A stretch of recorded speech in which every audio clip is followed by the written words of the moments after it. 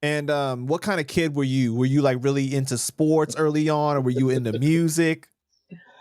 Yo, first of all, I was the oldest child, so I was the big brother, and I pretty much I was, I had intelligence. I was pretty sharp in my younger days, but I still was a child. I still was young. I still had energy. I still was inquisitive. I still was curious, and I still was hard headed. So I was a typical kid, but I still had intelligence too. So I knew, not to trespass too far beyond my boundaries. I was that kind of kid. I was cautious, but as I grew up to become a teenager, that's when, I kind of, transitioned to just crossing the line. But growing up in my household with my parents and my brother, with my mother and father, I pretty much was a pretty intelligent kid, good grades and, on top of my business.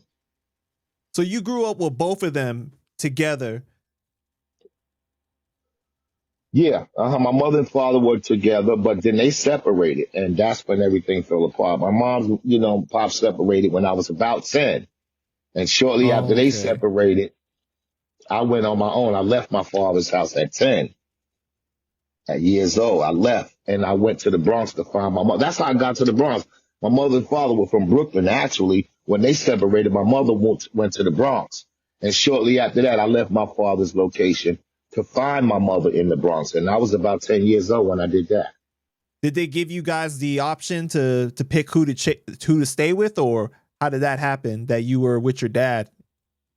Well, to be honest with you, I was young. Like I said, I was 10, but my mother took my brother and I stayed with my pops. Now, I didn't know what that was all about, but I know I was heartbroken and I didn't understand it.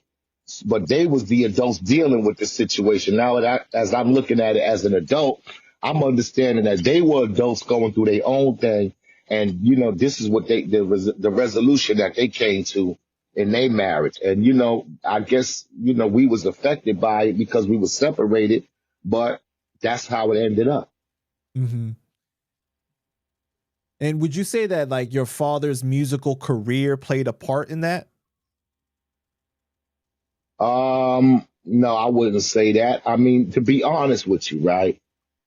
We think we know our parents. We only know them as mommy and daddy, but they still individuals. They still were young. They still got downfalls. They still got addictions. They still got bad habits. They had their own childhood, their upbringing. So we really never could get to understand our parents when we young like that. But I don't think that my father's musical pursuits interfered with their lifestyle or their marriage. It was just whatever they was going through, wasn't working out. You did? Got And, you. it caused for separation. I don't really know what they were going through because I was a child then. They know, but I know that they couldn't make it happen.